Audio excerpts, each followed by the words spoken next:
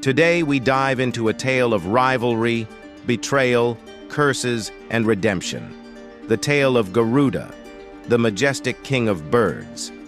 In the mystical realms of ancient India, where gods walked among men, the sage Kashyap was the father of all creation, the Devas, Asuras, Nagas, and even the birds.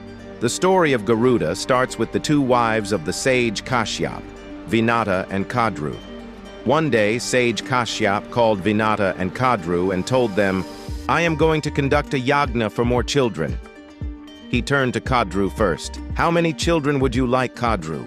Eager for power, Kadru chose 1,000 brave sons. Vainatya, however, wanted just 2 sons more powerful and braver than all of Kadru's combined.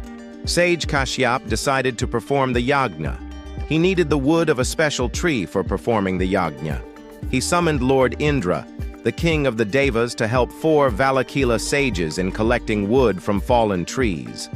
Valakila sages are struggled to lift and carry the wood, while Indra carries the wood with single hand and burst out laughing as he walked past the rishis, without even offering to help them. The sages looked at Indra angrily and wondered how such an arrogant man could become a god, and decided that something had to be done about it. The yagna began, and soon Kadru got 1,000 eggs. Kadru kept the eggs in a pot of warm water to keep them warm and took good care of the eggs. The Valakila sages then started another yagna for the 2 sons of Vainatya. The Valakila sages, due to their knowledge, were chosen to say the mantras for the yagna. The yagna started and the sacrificial fire was burning, and the ghee was poured into the fire so that the fire burnt even more brightly. The sages, deeply offended by Indra, decided to create a rival, a clone of Indra who would surpass the real Indra in power. Indra, sensing danger, realized his mistake and begged his father for help. Sage Kashyap intervened just in time with 4 dwarf sages and said, "My son apologizes to you." And Indra starts bowing before the sages and whispered, "I am sorry." Sage Kashyap continued the conversation with sages and said that Lord Brahma has appointed Indra as the king of the Devas. Please do not change the order created by Lord Brahma due to my son's misbehavior. Finally, the Valakila sages relented, and they modified the mantra to make the creature emerging from the yagna as the king of birds. Indra breathed freely.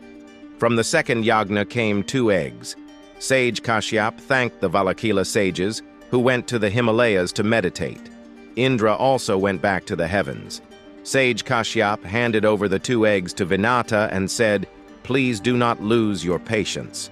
Kadru's eggs hatched into 1,000 snakes, but Vainatya's eggs remained unhatched. Vainatya looked jealously at Kadru playing with her children. "I guess the yagna did not work for you. The eggs are probably never going to hatch. Or worse still, you probably did not take good care of the eggs. Who knows?" Kadru said, carelessly walking away. Mocked by Kadru, Vainatya's impatience got the better of her. She cracked 1 egg prematurely, revealing a half-formed son, Aruna, in purplish color. Aruna, depressed with his half-formed body and glowing with fury, curses his mother, "For your impatience you will become a servant forever." Aruna went on relentlessly, "However, if you are patient enough with my younger brother, he will set you free from the bondage." Saying this, the child flew away. Aruna was only half-formed. Aruna was placed before the sun god as his charioteer to reduce the glare of the sun. It is believed that the purplish glow at sunrise comes from the body of Aruna. But fate wasn't done testing Vainatya. One day, Kadru and Vainatya argued over the color of Indra's divine horse, Uchashravas. Kadru cunningly bet her freedom, claiming the horse had a black tail. Kadru orders her snake sons to wrap around the horse's tail to make it appear black. When Vainatya saw the black-tailed horse, she was defeated and became Kadru's servant. Little did she know, her son would soon change her fate. Finally, the second egg hatched. From it emerged Garuda, half eagle, half human, a being so radiant that the gods themselves were awestruck. Garuda roars, growing larger, his eyes burning with divine fire. Garuda was no ordinary being. Blessed by the Valakila sages, he could change his form, lift mountains, and rival even the gods in power. But his destiny was tied to his mother's servitude. However, as Garuda was born when his mother was the servant to someone else, he too was considered as a servant. How he won his and his mother's freedom is another story. Garuda's story is not just about power. It's about patience, redemption, and rising above one's circumstances. Even today, he is revered as the protector of Dharma and the eternal enemy of deceit. Still, there is a lot of story to be covered in next video. Until then, don't forget to like, share, and subscribe to Chronicle Capsule for more captivating tales from Indian mythology.